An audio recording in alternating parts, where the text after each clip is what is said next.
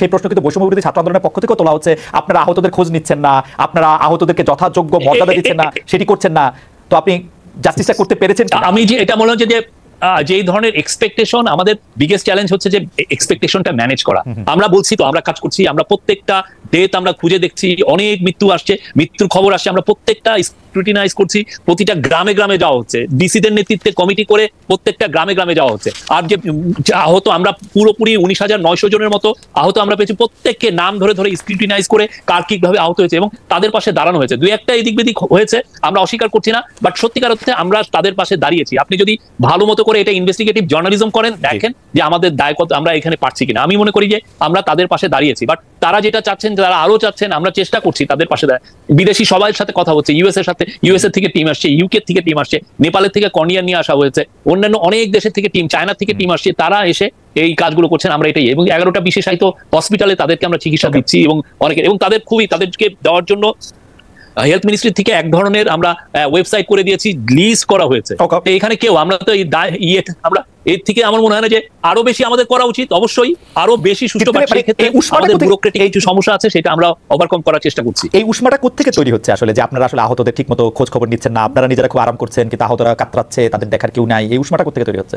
আমরা প্রথম কথা হচ্ছে আমরা কেউ আরাম করছি না। আমরা মনে করি এটা একটা গণ অভ্যুত্থানের ফসলের, এটা একটা গভর্নমেন্ট, এবং এই গভর্নমেন্টের পুরো হৃদয়ের মধ্যে আছে এই ছাত্র জনতার যে স্যাক্রিফাইস তারা করলো। তো আমরা প্রতিনিয়ত, আজকে একজন বাবা এবং মা যখন কথা বলছিলেন, আমাদের গা শিহরিত হচ্ছিল। আমরা তাদের প্রতি, আমি বলবো যে আমাদের মানে ডেডিকেশনের কোনো অভাব নাই আমাদের ইয়েতে, বাট আমাদের যেটা হচ্ছে যে এক ধরনের, আমি বলবো যে আমি যেই ব্যুরোক্রেসিকে পেয়েছি সেটা খুবই ইনএফিশিয়েন্ট। সেই ব্যুরোক্রেসি নিয়ে আমার সর্বোচ্চ গতিতে কাজ করতে হচ্ছে, এটা আমি বলতে পারি। বাট ওনারা যে উষ্মাটা প্রকাশ করছেন, আমরা মনে করি যে আমরা অবশ্যই, আমাদের যদি ভুল ভ্রান্তি হয় আমাদেরকে ধরাই দেন, আমরা চেষ্টা করবো এটাকে আরো আমরা ওভারকাম করে কতটা আরো বেটার সার্ভিস দেওয়া যায়। আমরা যে কাজ করছি না, বা আমরা যে কাজ করায় গাফিলতি করছি, আমি এটা মানবো না। শফিক ভাই, এটা আমি একটু মনে রাখলাম যে আপনি ব্যুরোক্রেসিকে ইনএফিশিয়েন্ট বলছেন, তারা এখন আরো বেশি করে আপনার সঙ্গে কাজ নাও করতে পারে, এই ঝুঁকি আপনি নিশ্চয়ই দেখছেন যে এটা তারা আপনাকে আসলে কতটুকু সহযোগিতা করছে, আপনার সরকারকে সেটা নিশ্চয়ই আপনি দেখবেন। এটা নিয়ে আমরা কথা বলতে আসবো, কিন্তু যে বিষয়টা নিয়ে আসলে কথা বলা দরকার, আপনি নিশ্চয়ই জানেন, বা আপনি তো জানবেনই যে প্রাণ রক্ষার্থে সেনানিবাসে আশ্রয় নিয়েছিলেন 626 জন, এখন আছে 7 জন। আইএসপিআর এরকম একটা বক্তব্য ছিল, এই 626 জন এখন কোথায়, এটা সরকার জানে কিনা? আমাদের এই প্রশ্নটা আছে এই কারণে যে আসলে আপনারা পিক এন্ড চুজ করছেন কিনা, মানে কি কারণে জুনায়েদ আহমেদ পলককে জেলে যেতে হলো এবং হাসান মাহমুদ হচ্ছে এখন বেলজিয়ামে আছেন, মানে দুইজন একসাথেই আটকা পড়েছিলেন বা আটকা আছেন, এরকম কথা আমরা শুনেছিলাম। দেখে এই দুজনের নাম বললাম, কি কারণে যারা বাইরে যেতে পেরেছে তারা কি কারণে যেতে পেরেছেন, যারা যেতে পারেন তারা কি কারণে যেতে পারেন? এটা কারণটা কি আসলে? এটার কারণ হচ্ছে যে ওই ইয়ের সাথে বড় একটা, আপনি জানেন, এই স্বৈরাচারের একটা বড় একটা ইনফ্রাস্ট্রাকচার সে রেখে গেছে।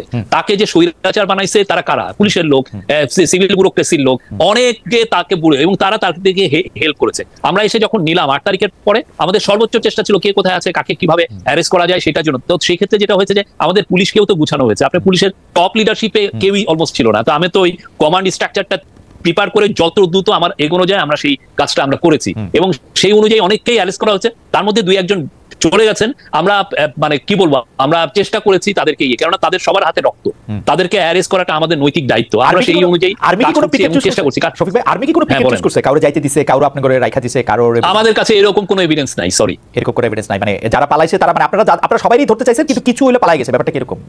মানে হ্যাঁ, কিছু আপনার তো, এবং আমাদের ধারণা এই পালানোটা ওরা 5 থেকে 8 তারিখের মধ্যেই পালিয়েছেন। কেননা 5 থেকে 8 তারিখে যে যাদের ধরার কথা ছিল, পুলিশ তো ছিলই, পুলিশ একটা স্টেটের একটা বড় একটা মানে উইং, গভর্নমেন্টের একটা উইং, তো তাদেরকে পুলিশকে ধরা, পুলিশের এই কাজটা করা উচিত ছিল। কিন্তু দেখা যাচ্ছে পুলিশের টপ লিডারশিপ, ওইটা যেটা ডিক্টেটরের যে টপ লিডারশিপ, তারাই তো ছিল আসলে মেইন কিলার, তো তারাও পালিয়েছে। তো এই একটা অবস্থার মধ্যে আমরা এই লোকগুলোকে অনেক ক্ষেত্রে অ্যারেস্ট করতে পারি নাই। ওকে, আমি আবারও একটু অন্য প্রসঙ্গে আসবো, কিন্তু তার আগে আপনার প্রিয় বিষয় যেগুলো নিয়ে আপনি আসলে বহুদিন কাজ করেছেন, সেটা হচ্ছে অর্থনীতি। সেটা নিয়ে একটু আসি, যে আপনি সরকারের একটা দাবি করেছেন যে আপনারা রিজার্ভে হাত না দিয়ে বিদেশি ধারদানা পরিশোধ করেছেন। অর্থনৈতিক যে কাঠামো, সেটা মেজর ইকোনমিক রিকভারি, যেটা আপনি আপনার স্ট্যাটাসে বলছেন, বৃহত্তর অর্থনৈতিক পুনরুদ্ধার, এটাকে আমরা কিছুটা বাংলা করতে পারি। তো সেইটা কি আসলে, মানে সেটা আসলে কতটা ঠিক? মানে আমি কেন এই কথা বলতেছি, আমি সেপ্টেম্বরের 5 তারিখে বাংলাদেশ ব্যাংকের গভর্নরের কাছে জানতে চেয়েছিলাম যে আপনাদের কাছে এখন আসলে রিজার্ভ কত। তো উনি বলেছিলেন যে তার কাছে রিজার্ভ হচ্ছে $20 বিলিয়ন। তো সেই $20 বিলিয়ন থেকে আপনি এখন, যদি আমরা 12 নভেম্বর যে বিডি নিউজের যে প্রতিবেদন আমরা দেখি যে